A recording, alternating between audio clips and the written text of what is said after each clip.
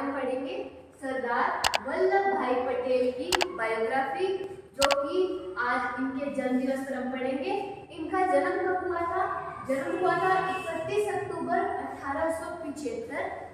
British India जो था उसके विन्यान नामक स्थान पर इनका जन्म हुआ था।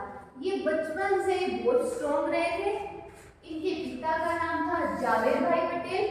ऐसे माना जाता है कि सरदार वल्लभ भाई पटेल जो है उनके साथ नाम लगता था वल्लभ भाई जावेद भाई पटेल, ठीक है, क्योंकि पिताजी का नाम साथ में रखते थे जोड़कर।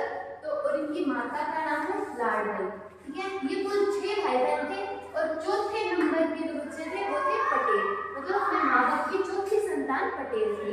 और इनको भारत रत्न से पुरस्कृत किया गया था 1991 में।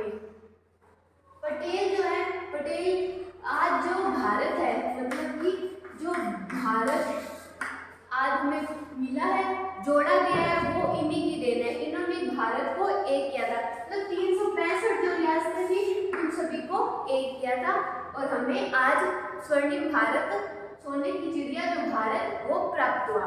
ये जो क्या थे ना, ये 22 साल के जो थे तब इन्होंने अपने हाई स्कूल कंप्लीट किया था। तो इनके माँ बाप कहते थे कि तू नालायक है, तेरे से कुछ नहीं होगा, तूने कोई गोल नहीं बना रखा, ऐसे कर कर।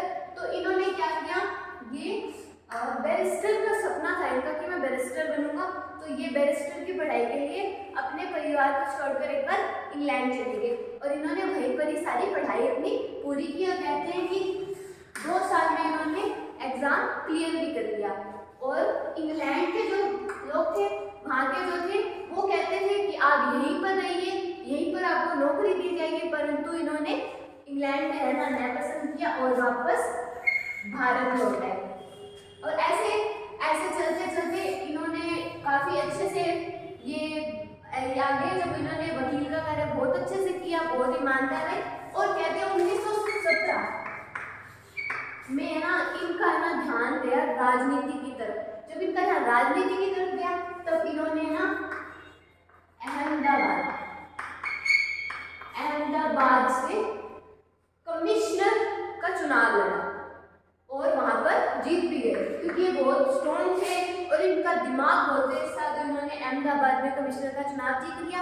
ऐसे चलते चलते 1928 तक ये बहुत ज्यादा जाने माने एक राजनीतिज्ञ बन गए थे, जाने माने। और जैसे ये महात्मा गांधी के साथ मिले, इनका ध्यान और ज्यादा राजनीति में आया, ये और ज्यादा उसकी तरफ अट्रैक्ट होते गए और एक बहुत कुशल नेता बन गए और लोग इन्हें बहुत पसंद करने लगे।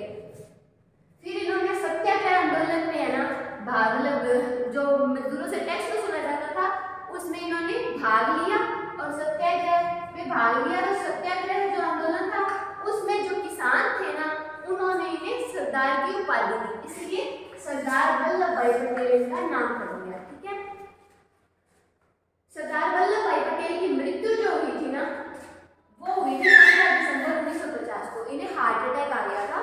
तो ये व्यक्ति इस दुनिया में न रहे और इतने महान व्यक्ति थे, इतने मतलब हर आज जो भारत इतना खड़ा है, महान है, वो कुछ कहीं ना कहीं इनकी बहुत बड़ी देन है।